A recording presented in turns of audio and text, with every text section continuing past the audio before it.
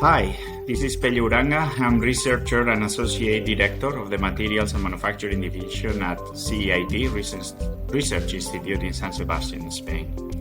Today is Tuesday, June 21st, 2022. We are here at CEIT with our guest, Professor José Rodriguez-Ibabe, current executive president and researcher at CEIT. He was actually my PhD advisor, and we have been working together for the last 25 years now.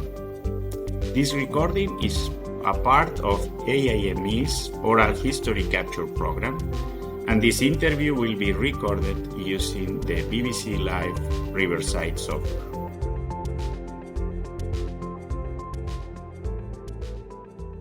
Let's start jumping back in time to your childhood, all the school history and how the interest in engineering started in your case.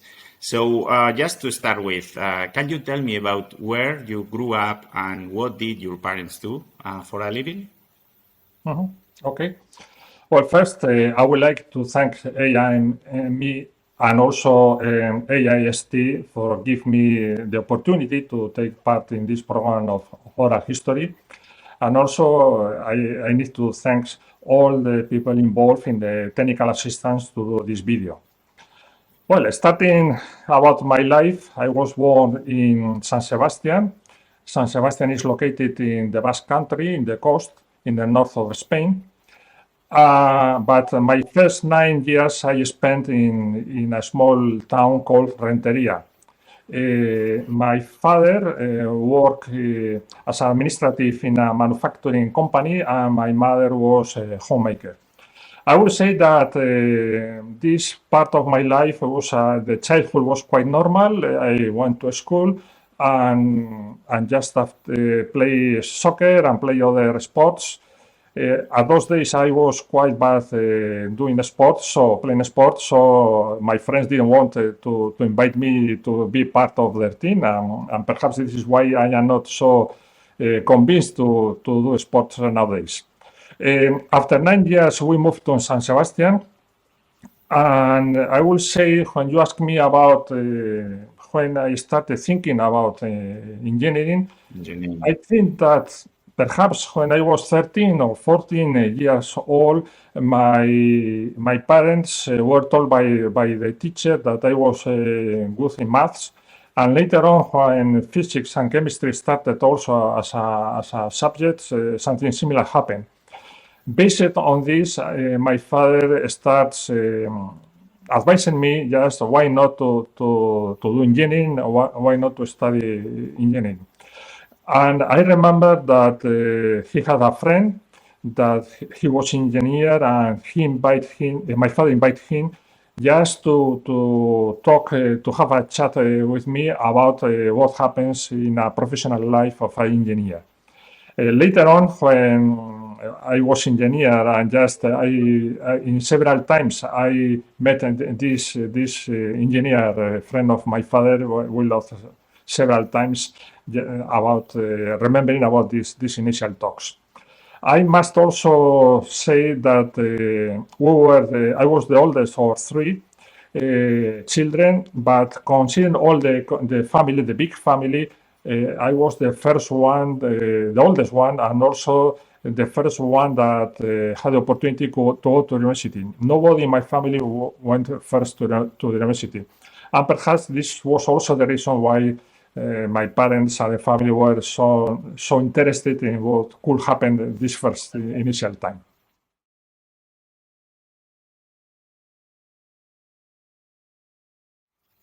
Okay, so in that moment, which was the school or the university that you chose, and why did you choose that school?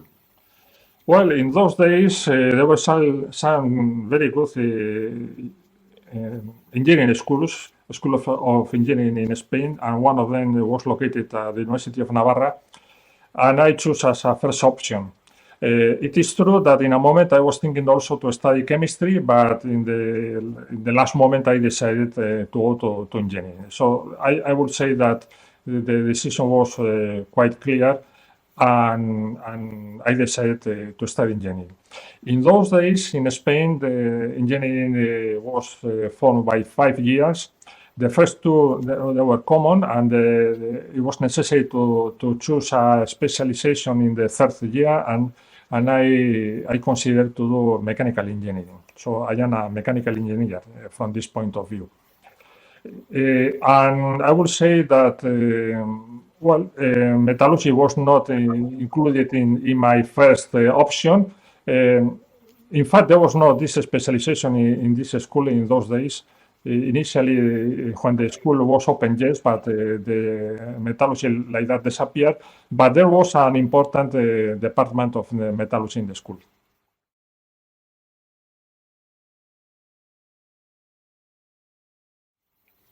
Yeah, so I'm sure that after the initial years of the engineering studies, you met some professors or mentors that led you in this particular way. Yes, that's right. In fact, when I think I was starting the fourth year, Professor Fuentes, he was the head of the metallurgy department, called to me and just inviting to collaborate in the department. For me, it was a surprise because he didn't know me. He was not my professor. But I suspect that another professor convinced him just or give him my name, just why not to try to convince me. Professor Fuentes, initially he proposed me to work in the field of fracture mechanics, but not only to collaborate in the last years of engineering, but also to do the PhD thesis in his department. I must recognize that fracture mechanics, well, I suspect that he proposed me fracture mechanics because for a mechanical engineer, it was quite, I would say, normal topic, and it was not so close to metallurgy. So perhaps he was thinking that it would be easier for me to say yes if there was something related with the mechanics and not with metallurgy. And on the other hand, this was late 70s, and fracture mechanics was one of the hot topics that was present in the metallurgical department those days. So both things, I think, from one part, because I was a mechanical engineer, and on the other side, because they were interested in fracture mechanics, they proposed me to approach to the metallurgy department in this direction.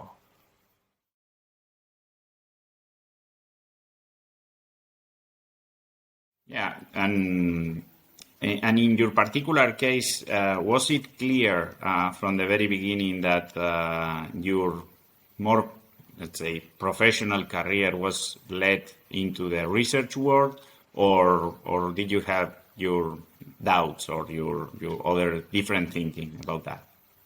Yeah.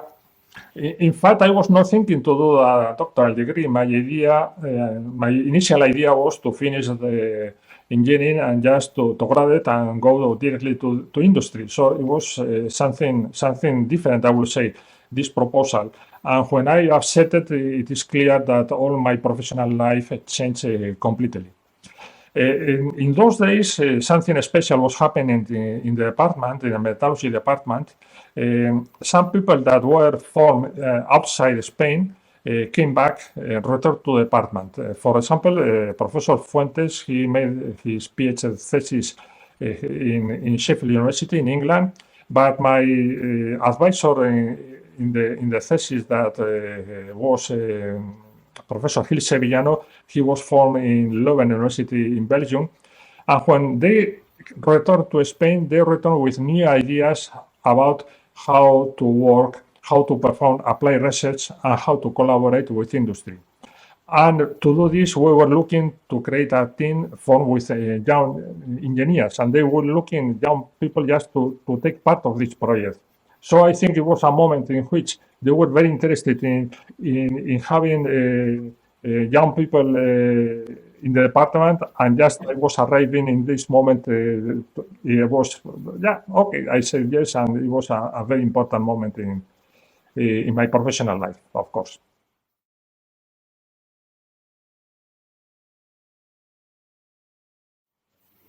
Yeah, so I understand that now we have reached, after your PhD, during the last step of your PhD, we have reached to the point where the transition from studies or university before graduating and then entry into the profession. So linked a little bit into that topic, can you describe a little bit which were the first projects that you were dealing with in the research center, and how was your job during those days? Yeah, just a little bit before, perhaps, Peyo. I remember Yes. when I finished, well, my thesis was in the field of fatigue crack propagation in medium carbon steels. And when I finished, it was finished the thesis, and we submitted a manuscript to an international conference. It was the International Conference on Fracture in India, in New Delhi, and I attended. It was my first international conference. And when I was there and I saw some important figures, important professors in the field of fracture mechanics, such as John Knott, Aro Ricci, Gerberich, or André Pinot, and I realized that, well, this looks very interesting in professional life. Why not follow this I would say, these starts in fracture mechanics? And in all the cases, they were not only related with fracture mechanics, they also had a metallurgical point of view. This was very clear in the case of Knott or in the case of Ricci, and also Pinot. Pinot, he's a metallurgist. So this combination attracted a lot to me. I must recognize this. So it was just, I finished the thesis, and they proposed me to go or to be a researcher in CEIT, in CEIT Research Institute. This institute opened 2 years before I finished the thesis, and in fact it was a spin-off of the School of Engineering. So I accepted, and the situation was a little bit very nice, because I finished my thesis one Friday, and the following morning I was working in the materials department of CEIT. So I didn't have time to any change. I went directly from one, I would say, as a student in the last moments of the thesis to a researcher in an institute that was created to perform applied research. This was the situation. When you ask me about which the first project, well, I remember it was a mix again between fracture mechanics and metallurgy. It was a European funded project about fracture mechanics or fracture behavior of magnetic steels. And in fact, the steel we were studying was a nuclear steel, the A533B. And I remember that I was involved not only in the tests, mechanical tests, just to identify or to quantify the ductile-brittle transition, but also looking at microstructure, looking the features, the microstructural features we were intervening in the fracture behavior. So it was a balance between these two situations, fracture mechanics and metallurgy.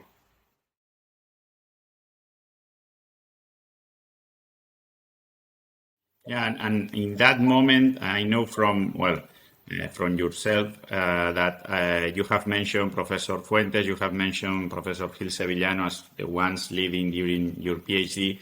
Then know that also Professor Urcola was one of the, let's say, mentors in those first years at CEIT Research Institute. Yes, yeah, that's right. In fact, Professor Urcola, he was the head of materials department at CEIT. And well, I remember he was from also in Sheffield University. And I remember that once we were speaking and he told me, well, you are always performing tests to see how steel breaks. Why do you not start looking how to avoid the fracture of the steels? Why do you not start looking the microstructure and try to modify it? So he was pushing me to the side of metallurgy, to the side of physical metallurgy. I accepted, and it was again a big change in my professional life, because slowly I went to more and more to the metallurgical aspects to try to avoid fracture behavior, as Urkola mentioned or invited me to go in this direction. And I would like also to mention that Urkola, for me, was a very, very important person. He was very involved in activities with industry, steel industry. And one of the things he liked to say is, well, when we go to a steel plant and they have a problem, and we don't understand this problem, and we assume that this is not a metallurgy, from the point of view metallurgy, it doesn't make sense. You don't say no. You listen again, and you try to understand what is happening, because if this happens in the plant, this is real, and we need to consider it. And just this idea of listen to what is happening in the plant, listen to what professionals, engineers from the steel plant are telling us, listen and try to understand, has been one of my motives, I would say leitmotifs of my professional life. So this idea of Professor Urkola to listen the professionals of the steel plants and try to understand and try to, as a first step, to understand, and after that to try to modify, to try to improve or to do something, has been one of the characteristics I try to apply in all the research activity I have been involved with industry.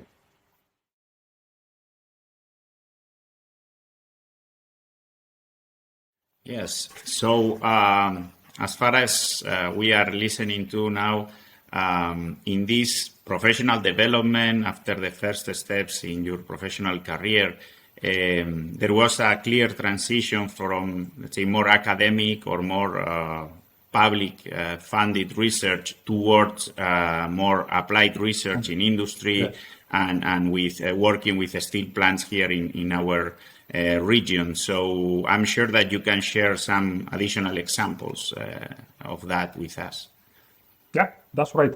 Well, first project with Professor Urkola just was with a local steel plant, in which I was involved with. It was a local steel plant, and I remember we went to the plant. It was electrical furnace plant, and they work usually at night because the electricity was cheaper. So I remember first time we visited the plant, it was 1 a.m. or something like that, because it was the moment in which the electric arc furnace was working and continuous casting also, and we had to visit and to see everything. So this was one of my first experience, 1 a.m., 2 a.m. in a steel plant.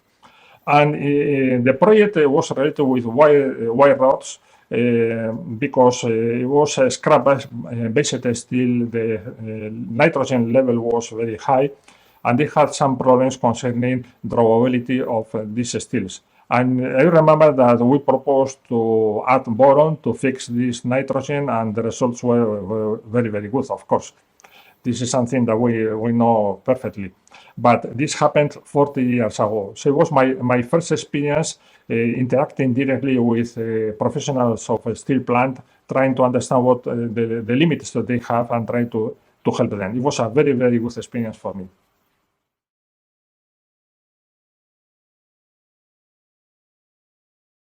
Okay, so we have been talking about the first industry-related projects in your research career. I know that from and connecting with the fracture mechanics that you have been commenting before, there was one point where you transitioned or you went deeper into the fracture mechanics in terms of the effect of titanium and the titanium nitride particles. Can you comment a little bit more on that topic, please? Yeah, yes, of course. In fact, I continue working on fracture mechanics, and I prepared, I don't know, maybe 2 or 3 contributions for the European Conference of Fracture that had to be held in Yugoslavia. It was 1992, and just the civil war started, and the conference in the last moment moved to Bulgaria. I went to the conference, and I would say it was a very strange situation because a lot of oral talks were cancelled. Other new presentations appeared in the last moment, trying to fulfill the program, and some keynotes also extended significantly over the initial schedule. In this context, I remember the professor not from Cambridge University explained that and showed that in some cases oxide particles can be responsible of a brittle process in steels. And I came back to CEIT with this idea, and in that moment we were working in a project for a forging steel that they were introducing titanium microalloying to avoid posterior or ulterior heat treatments, just to control Austenite grain size. And they had some problems concerning fracture mechanics, minimum toughness requirements. And I thought, well, perhaps these coarse titanium nitride particles may be also responsible of a brittle process, of the start of a brittle process. And I don't remember exactly, but perhaps I spent 2-3 working days in the scanning electron microscope looking fracture surfaces and trying to identify the origin of the brittle process and if there were or not titanium nitrates in this origin. At the end, there were, and I identified one of them, and just observing the first one, I was able to do the analysis quite quick. We had a meeting, I remember, with Professor Urcola, and just we realized that we were in a very interesting situation. Titanium nitrides are from a very high temperature, and they remain stable when we are performing heat treatments. So this means that we were able to modify the microstructure of the steel, but remain with maintaining constant the brittle particles, the titanium nitride particles. And this was completely different. What happened when we have carbides. Carbides also can be the origin of brittle fracture, but when we modify the microstructure, we also modify the carbides, and this was not the situation. So we performed several analyses and different works, and they were published, I think, 2 or 3 papers in an international journal of metallurgy. And the question was that these papers were read at the international level, and one of the persons was Paul Repas. Paul Repas from US Steel. He was involved in one of the technical committees of the Iron and Steel Society, and he was organizing a symposium inside the Mechanical Working and Steel Processing Conference concerning fracture and microstructural behavior of steels. And just he invited us to take part in the conference with a contribution. And I went, I presented an oral paper, an oral contribution in the Mechanical Working Steel Processing Conference in Baltimore in 1994. This was my first Iron and Steel Society, or my first interaction with the Iron and Steel Society. And the question is that this conference also was attended by George Krauss from Colorado School of Mines. And he was organizing a conference for the following 2 years in 1996 about microalloying and forging steels. And he invited us to submit an abstract and to submit a presentation. So in 1996, I attended the conference, and just I have here the volume. This one, for me, was a very, very important conference because I met first time David Matlock, all the team of the Colorado School of Mines in Golden. And I realized that it was possible to have connections with other research groups in the frame of the conferences organized by the Iron and Steel Society. So I think it was very, very important, this initial conference in Yugoslavia, the work we performed in the lab about the titanium particles, fracture mechanics, and microstructure, and how this was presented in 2 conferences organized by the Iron and Steel Society.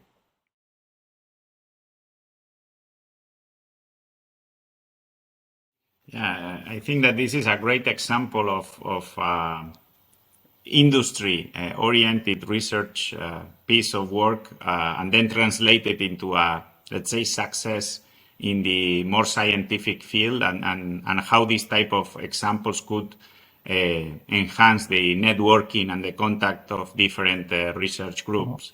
This is a nice and a positive example, but I am sure that during this whole career there also has been, let's say, more negative or bigger challenges in your career, and I would like you to comment on one of those examples, please. Yeah, in fact, this year, the 96, was a very bad year for us. Professor O'Connor died in a bicycle accident. He was on vacations, on holidays, and just he had a traffic accident and he died. So from one day to another, we were involved in a huge number of projects because he was very, very active and he had several projects running at the same time. He was not here, and we had to follow his work. My colleague Isabel Gutierrez took the responsibility of the team at that moment, and I took more those projects related with industry in which Urkola was working in that moment. So it was very, very hard for us because he was not only the head of the department, the head of the group, he was also a big, big friend of mine. And everything for me this was, I would say, nearly a disaster in that moment. The question was that he left a very good team, I would say, looking the trajectory, and we were able to continue his activity, his work. The other person involved in the team was Beatriz Lopez, and I'm sure that those who know us, Isabel, Beatriz, and me, are the team that in the last 20-25 years have been working and have been I would say, the face of this group in a lot of conferences and contributions. The team, I would say, started working in the 96 as a consequence of this tragic event like that. And in fact, 2 years later on, in 98, we organized a conference, just I have here the book also, Microalloying in Steels, devoted to the memory of Javier Urkola. It was an international event. I think it was quite good. And I didn't realize in that moment, but after that, I think because other teams worldwide realized that we were very, very involved in the field of microalloying related with thermomechanical processing of steels and so on, we appear as one of the teams that, they perform some interesting work that could be applied in industry in several places. So I will say that 98, with this conference, change appeared also in our team, and we became more and more international.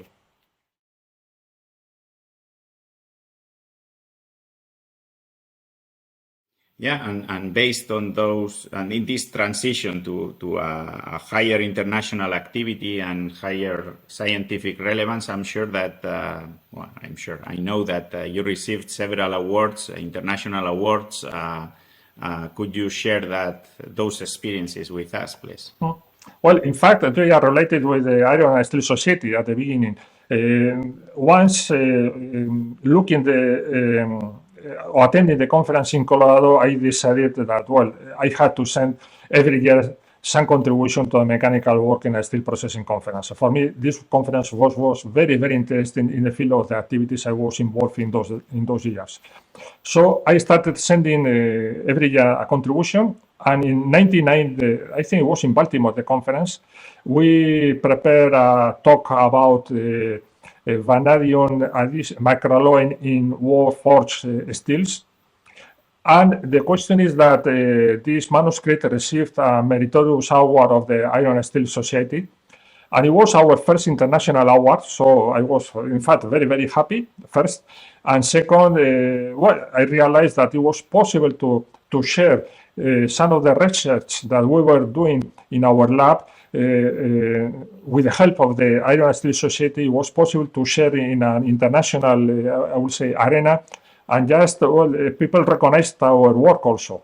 So this was the first one in 1999, yes. In 2000, some of this work also concerning vanadium microalloying in war-forging steels. We published a paper in an international journal, and this paper received in 2001 the Vanadium Award from the Institute of Materials. So it was, I would say, our second international award, but this award just as an institution, it was the Institute of Materials. For us, it was a big, big honor. After that, in 2001 also, in the Mechanical Working and Steel Processing Conference, we presented a manuscript about the microstructural heterogeneity, or how to avoid microstructural heterogeneity in niobium microalloy steels produced following the thin slab and die enrolling technology. And in fact, Peyo, you were one of the authors of this work. The question is that this manuscript received 2 years later, in 2003, the Charles Hatchett Award, now from the Institute of Materials, Minerals and Mining. I mean, it was the same as the previous one, the Vanilla one, but it merged with another 2 institutions, and it became the name that it is the official now, Institute of Materials, Minerals and Mining.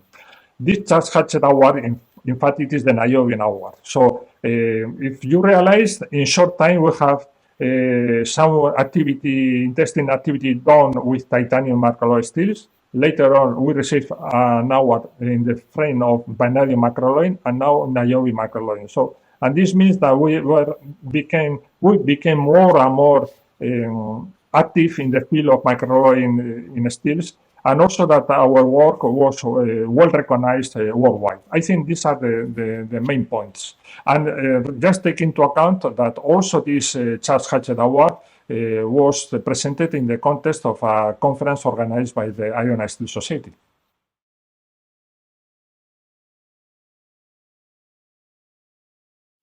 Yes, and in this evolution, this led you also to organize a second microalloying conference later in 2005, little bit summarizing or highlighting this experience in the different fields of microalloying. Yes, that's right. And the conference, I think, was quite interesting one, with some important contributions in those days in the field of new approaches concerning microalloying and new applications of these microalloying steel grades.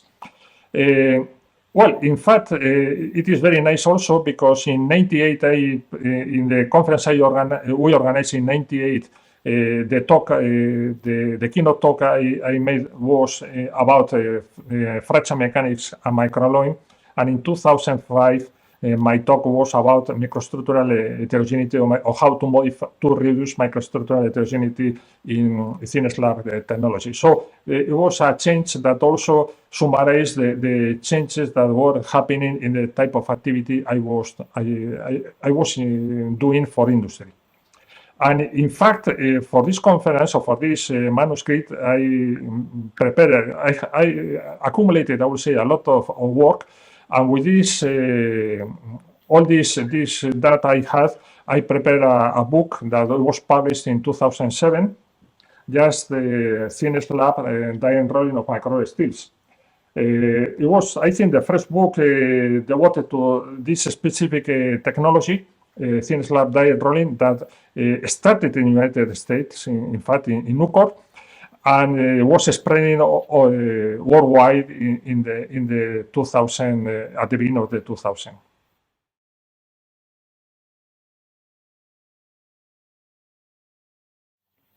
Yes, and this last book was, one of the examples of this evolution, and I mean, we are not arriving to the end yet, but before arriving to the end, and also acknowledging this opportunity that AIME and other, let's say, sister society are offering us to run this interview, we would like to know a little bit more about your involvement and your activities in the frame of the different societies, especially in your case, AIST, but also with some activities in other associations. So could you comment a little bit on that before reaching the end of the interview? Yes, well, I mentioned before that I decided to take part in the mechanical work and steel processing conferences.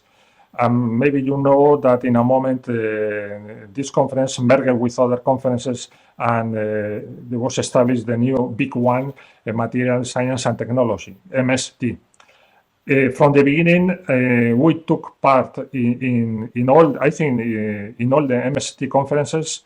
In some other conferences organized by specific conferences organized by AIST, for example, long products or just plates, this type of more, I would say, specific conferences.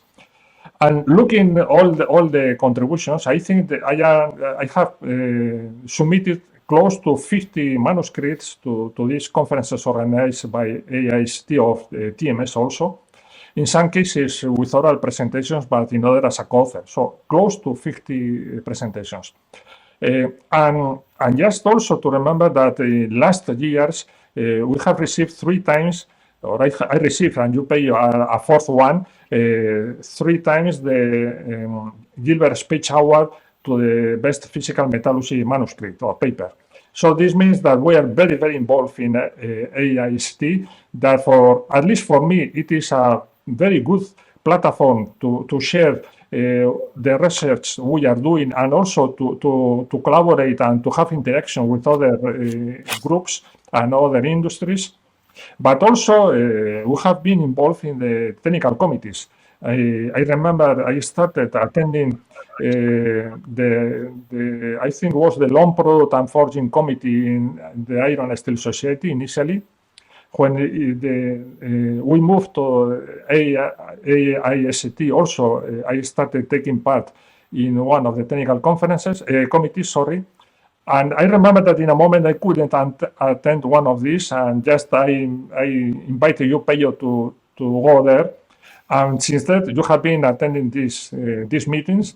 And I would say that at least from the last 20 years, always there is somebody from our group taking part in one of the technical committees of the AIST. So constantly we are taking part because we think that it makes sense. It helps us also to have good relationships. It helps us to have some knowledge of what can be interesting for the industry in different, I would say, new activities or new research challenges. And at the end of the day, I would say that looking what means AIST for me and TMS in also is a good opportunity to have, I would say, a deeper or a better professional activity.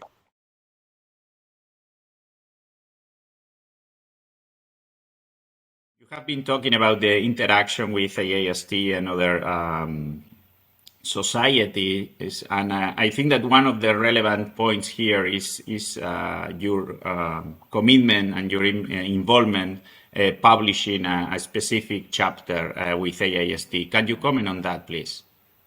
Yes, that's right. I think it was in 2012 that I was invited by AIST to take part in the new volume they were preparing, the flat products volume of the Making, Shipping, and Treating of Steel big, I would say, book. For me, it was first a big surprise. Second, I was very, very happy. And just I prepared a chapter concerning metallurgy of hot rolling.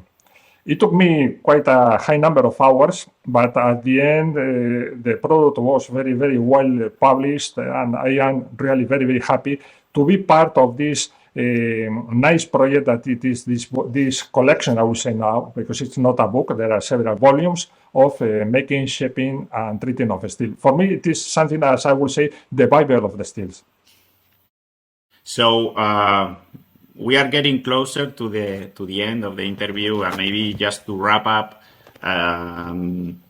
we have seen a clear evolution starting from the mechanical engineering perspective, going towards fracture mechanics, understanding the metallurgical concepts, and then going a little bit farther into the microstructural homogeneity and processing control. So can you comment about your, let's say, these last years of your activity and where you are, let's say, or you have headed to in your research activities? Yes, as you mentioned, microstructural homogeneity is becoming more and more relevant because we are looking for, I would say, higher strength, better steels with more robust properties, and this is difficult. So it's not easy at all from the production point of view. Maybe we started 20 years ago in the field of hot working, hot rolling, hot forging, and later on hot rolling. And we develop equations, we develop tools just to understand and to predict how the microstructure evolves during all this hot rolling process. 10 years ago, or a little bit more perhaps, we started constructing models to help industry in this sense. And 7-8 years ago, we launched what we know now as a microsim model. It is a model, I think the first model able to identify heterogeneities in the microstructure during hot rolling. And nowadays, we have several versions for plates, hot stream mill, sections, bars. And I think it is approximately running these models in 17-20 steel plants. This means that we are able to share our knowledge, our experience that has been accumulated by performing a lot of laboratory tests in a small scale. We have jumped to industry, jumped to industrial situations, and we can help industry in this sense. So for me, it has been, I am very, very happy to this opportunity we have had. And this is not my work, this is a teamwork. So it is all the team that we are in the thermomechanical processing group at CEIT that we have been involved in this activity. And I will say that is the last step in my professional life relating lab knowledge and transfer to industry. Okay, so maybe just as the last question, could you sum up your career in maybe 2-3 words, please? Well, it's not easy. I would say that it has been a very, very interesting journey, very exciting journey of my professional life. I didn't take initially, it was not something that I considered with a plan well done. Opportunities arrive in different moments in my life, and I accepted these opportunities and go on. But looking back, I will say that there is a common point in all these activities, and this is the type of research I have been involved. And I think I have been doing research for help steel industry. Or I would say doing research for the service of the steel, at the service of the steel industry. I think this is the main aspect I will summarize concerning what I have been doing when I started in the middle 80s with my first professional projects with steel plants.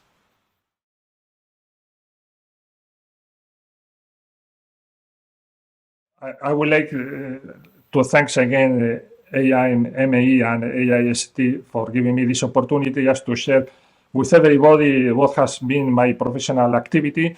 And also, I would say to young engineers that, well, it makes sense. It is interesting to work on materials. It is interesting to work on steel. There is a lot of work to do, a lot of things to improve, and we can help in many we can help, I would say, with many different options to steel industry nowadays. But what I am saying about steel industry, perhaps we can repeat it with other materials, in the technological materials that nowadays we need as a modern society. Okay, yeah, I do agree too. So, well, I think that this interview has reached the end. So it's been a real pleasure to spend this time with you. I think that this interview reflects a brilliant research career, as you said, supporting the steel industry and also pushing the limits of the physical metallurgy and trying to understand the mechanisms behind. So thank you so much again for your willingness to share your story here with AIME. Okay. Thanks also, Pedro, for helping me in this interview.